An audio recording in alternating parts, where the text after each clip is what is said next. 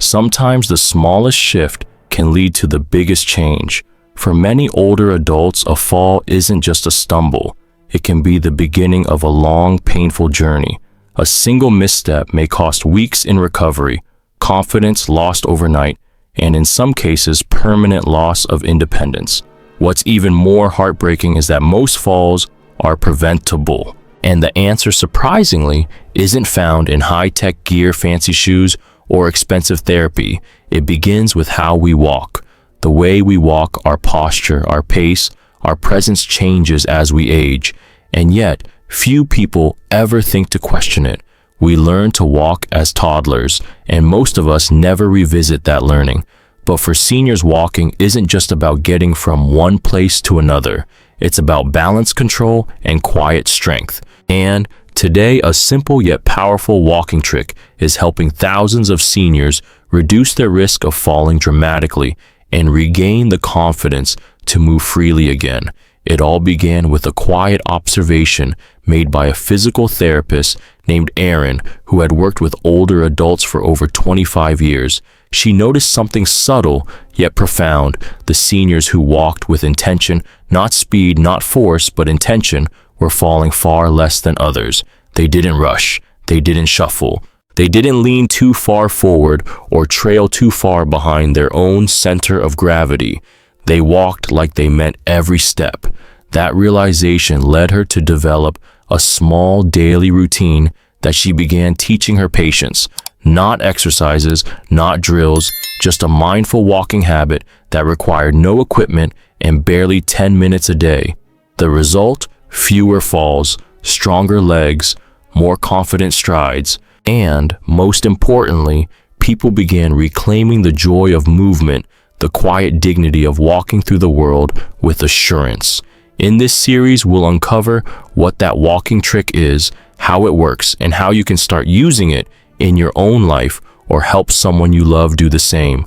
But more than that, we'll explore why walking matters so much more than we think.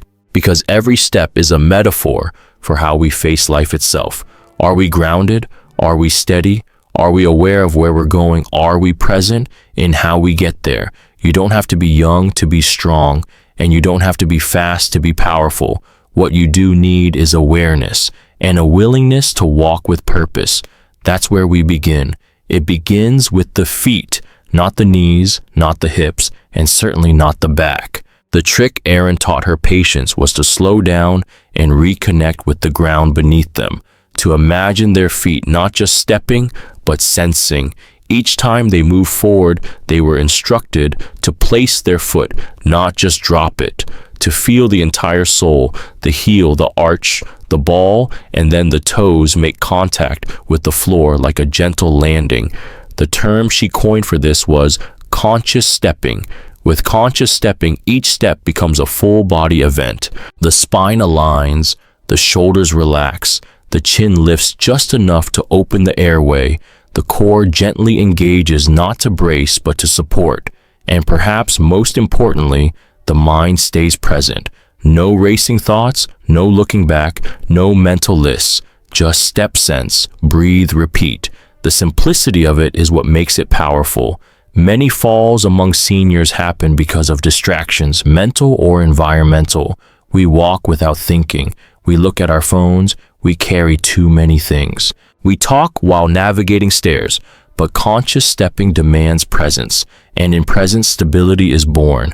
Erin's method follows a short sequence practiced daily: 5 minutes of standing still, feet hip-width apart, simply breathing and noticing weight distribution, then 5 to 10 minutes of slow, intentional walking in a safe, flat space, hallways, living rooms, patios. No shoes if it's safe. Barefoot gives better feedback from the floor. Eyes stay forward, steps stay even. If balance is weak, a walker or cane can still be used as long as attention is placed on the quality of each step. As her patients practice this daily, even just for 1 week, many noticed immediate benefits. They weren't just walking better, they were thinking clearer, they felt calmer. Some said it was the first time in years they had felt truly grounded in body and in mind. That's because this walking habit does more than protect the body. It also calms the nervous system, sharpens focus, and restores self-trust. So how do you begin? Start small. Stand barefoot in your home for 5 minutes each morning. Feel the floor. Notice how your body adjusts without you even trying. Then take slow steps to the kitchen.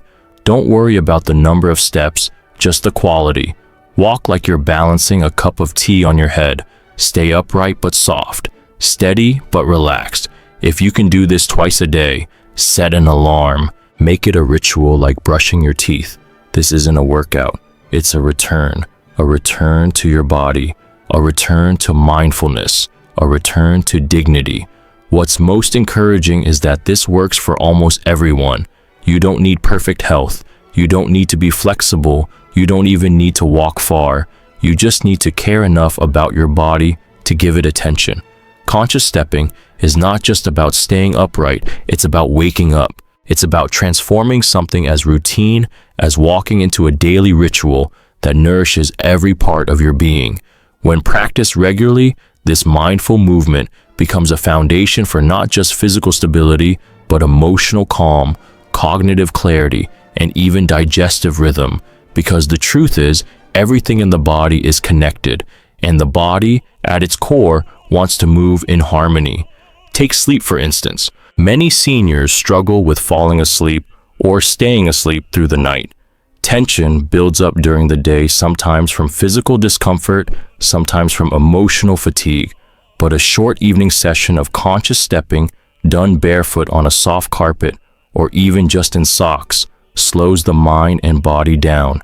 The gentle rhythm of mindful walking helps ease the nervous system into a parasympathetic state, signaling to the body that it is safe, grounded, and ready to rest. The result? Deeper sleep, fewer midnight awakenings, a feeling of calm that lingers long after the lights are out, and digestion, often overlooked but so deeply affected by stress and mobility.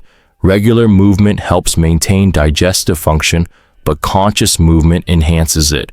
The twisting and shifting of the torso during proper walking, when the arms swing naturally, when the spine is upright, gently massages internal organs. Combined with slow breathing, it creates a kind of moving meditation that not only aids digestion, but also reduces bloating, eases discomfort, and helps the body process meals with greater ease. Emotionally, the effects are just as profound. One of Aaron's patients, a retired teacher named Daniel, once shared, "It's the only time in my day when I don't feel pulled in 100 directions. It's just me, my steps, and the present moment." That kind of mental space, especially in a world full of noise, opinions, and endless notifications, is healing in itself. Conscious stepping becomes a reset button, a moment to return to yourself. As the habit grows, many seniors begin structuring their entire day around it, not as a chore, but as a centering point. A walk after morning tea to welcome the day, a few minutes before lunch to stimulate appetite and energy, an evening stroll to let go of tension. These short walks, when done with attention, become more than movement. They become medicine. What makes this practice so sustainable is that it's forgiving. You don't have to do it at the same time every day. You don't need a perfect environment. If your balance isn't strong one day, use support. If your mind is busy, just start.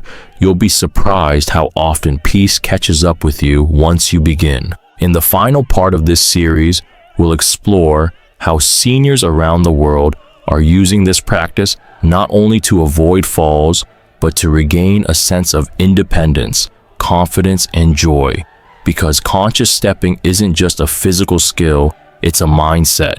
And once you reclaim your steps, you start to reclaim your life. The beauty of conscious stepping lies not just in its theory, but in its living proof. All around the world, older adults are rediscovering their strength, not through intense workouts or complex routines, but through a return to mindful walking. Their stories echo a simple truth: when we shift how we move, we shift how we live. There's Rosa, a 72-year-old grandmother in Arizona who once feared walking from her front door to the mailbox. A single fall months earlier had shattered her confidence. But after a neighbor introduced her to conscious stepping, she began practicing in her hallway. A few steps became 10, then 20. Today, she not only retrieves her own mail, she walks her dog twice a day. "It's not just my legs that got stronger," she said. "It's my spirit." Or Paul, a retired mechanic in New York who suffered a mild stroke at 68. His recovery was slow and frustrating. He felt disconnected from his body, like it no longer responded the way it used to. A therapist taught him conscious stepping, not as physical therapy, but as a way to reestablish trust in his own movements. "The first time I walked down my block without feeling fear," Paul shared, "I cried, not because of pain, but because I finally felt free again." These stories aren't isolated. Across senior centers, retirement communities, and quiet living rooms, this simple walking practice is changing lives because it gives people back the thing most often stolen by aging or injury, a sense of agency, a sense that they are still in charge of how they move through the world.